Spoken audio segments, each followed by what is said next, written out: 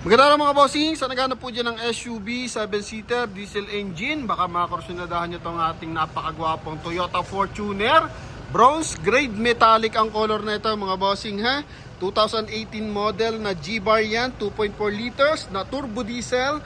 Naka R17 ang mags neto mga boss, naka Bridgestone tires. Coding neto is Thursday ending 8, may signal light sa kanyang side mirror mga bossing. Pakita lang natin yung kanyang interior. Naka paddle shift to, naka 2-din audio system, naka automatic climate control, may wood accent, naka dashcam pa. Ito lang yung odo niyan mga bossing ha. 59,688 km mga boss, powerful pa yung side mirror. So didiscuss natin lahat yan mga bossing, ikutan lang natin ng bahagya.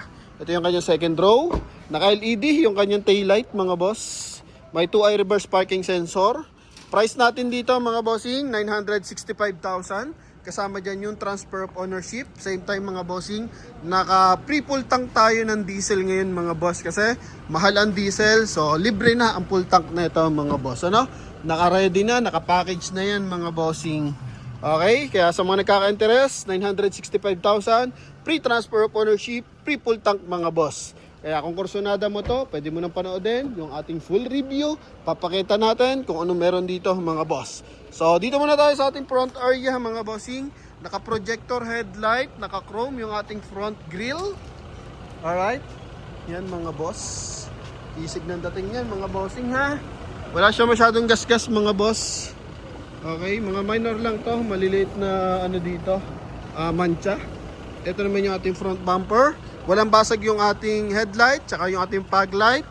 Ito yung kanyang skid plate mga bossing, yung nasa ilalim. Nasa pagitan ng differential na bakal mga bossing, skid plate yan.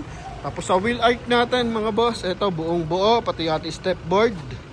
Okay, so hindi pa to na-detail mga bossing sa kanyang engine bay. Kaya makikita natin kung may mga leak mga boss, so at least mapapansin nyo na agad. So tayo naman, once na na-check natin na may mga leakage yung ating valve cover, so pinapapalitan agad natin yan mga boss. Hindi na natin hihintay, ma-check pa ng mekaniko yung kalampag, mahinang aircon mga boss. So inaagapan na lang natin agad yan mga bossing, no? So para iwas abala sa mga viewers and buyers nating pupunta mga bossing. Sa gulong, win na win ka mga bossing, 90% red light series 2023 na naka 6 stud mga bossing, R17 yan. Oh, ha? Yun yung angulo ng gulong mga bossing. So lahat ng gulong naka Bridgestone. Oh. Alright. Tapos sa stepboard natin, ano to? Dahil may brake dito, gilid muna natin yan. So dito mga bossing, buo rin. Oh. Wala siyang may mga dumi lang ng bahagya, pero pag na ano yan, nabapping kasi siya mga boss, kaya tumapon yung alikabok. So after niya malinisan, kikintab pa yan mga bossing. May signal light mga boss ha. Roof rail mga bossing. Lahat ng window original mga bossing. Simula sa windshield, sa back door panel, sa sidings mga boss, lahat yan naka Toyota ang windshield. Powerful, power adjust yung side mirror natin mga boss. Okay, so akyat tayo. Pinaka-concern lang natin dito mga bossing, etong kanyang leather, pinapaltan na natin mga boss ano. Yan, so dapat kasi to yung makinis na leather, ganito yung sistema niyan mga bossing. May pagka brown. So ito kasi mga bossing nagbabakbak. Okay, so ito pinapalitan na natin mga boss. Tapos wood accent, ito yung kanyang meter cluster. So kulay blue tsaka kulay white yung ating LED lights mga boss. Walang check engine, wala dyan naka mga bossing tawag dito, naka jumper mga boss. So wala dyan mga bossing ha. Tapos dito naman sa ating aircon ventilation, polish black to, tapos chrome yung kanyang adjuster. Sa side naman is silver accent, kapares natin ating sa door panel mga boss. Then chrome din yung ating door opener mga bossing. Okay, so dito meron siyang cup holder. Sa kabila meron din. Yan mga boss. Okay, tapos dito lagay ng mga accessories.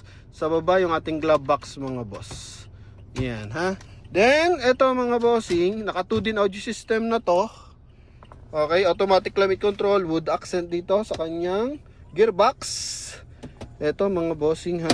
Tapos dito naman yung ating armrest. Yan mga bossing. 12 volt socket para sa rear passenger if ever na gusto mag-charge mga boss. Then dito naman, so naka paddle shift siya mga bossing. Pwede ka dito mag manual mode. Lalo na ngayon malang gas. So kalimitan ginagamit yan for manual mode mga bossing. Pero meron siyang freewheeling mga boss. Ano? Diyan ka magpe-primera, segunda, dito ka naman magbabawas from kwarta, tercera to segunda mga bossing. Okay? Then naka-automatic yung ating headlight mga boss, no? Naka-automatic adjust yung headlight natin para pag dumadaan ng mga tunnel, kusa siyang umiilaw kapag madilim mga boss. Sa ating ceiling naman, kulay gray yung ating ceiling, yung ating sun visor with mirror.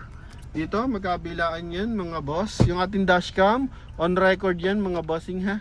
Ito yung kabilang side, yung ating lagay ng eyeglasses. Yan, busina mga boss.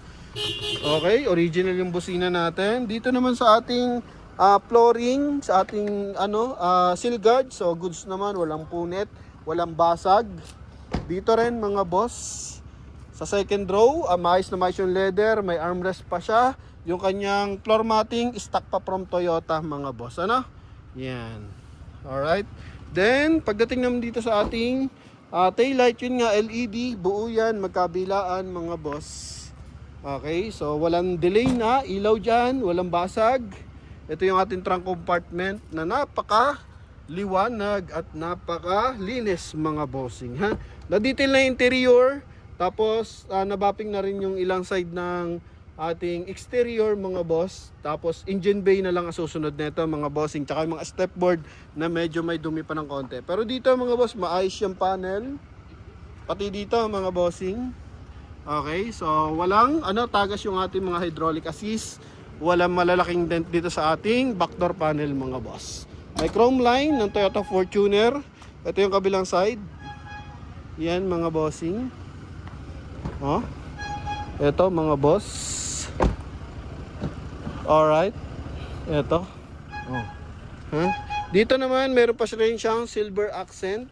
So check naman natin yung kanyang engine bay. Basta dito all goods. Aftermarket na leather pero kulay brown talaga na fabric yung kanyang upuan mga boss. Parang ganito ba?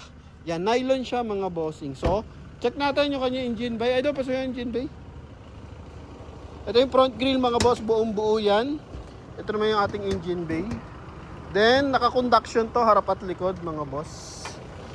Yan. So, napakalinis ng makina mga bossing. So, yung linis na sinasabi natin, wala siyang tagas. Okay, yan. Paikot yan mga bossing. Walang katagas-tagas yan. Pati dito sa mga side, wala rin po yung mga tagas mga bossing. Ha? Okay. Pero yung mga alikabok, mga konting mancha, si Idol na bahala dyan mga boss. No? I-detail na lang natin to. Walang punit na panel. Wala ring basag na flow dito. Bracket magkabilaan mga boss. Yan Okay. Dito naman mga bossing.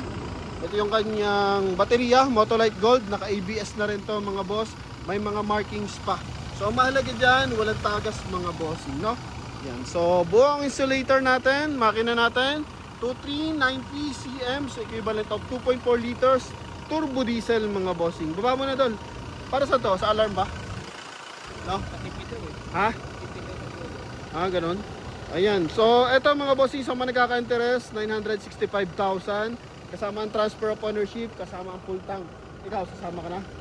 Huwag muna daw mga boss, no? So, yun lamang mga bossing sa nagkaka-interest dito. Available tayo for cash transaction mga boss. Okay, so napakakisig ng ating Toyota Fortuner na to mga bossing, ha? Kaya tawag na mga bossing, maraming salamat sa pagsuporta. Saan man tayo lupolap na mundo mga boss. And hoping tumigil ang gera. Kaya tayo nabibigyan ng free diesel kasi sobrang taas ng diesel mga bossing. Pero sa mga nangangarap, syempre hindi pwedeng pigilan yan mga boss. Hanggat may pambili ka na unit, eto na mga bossing.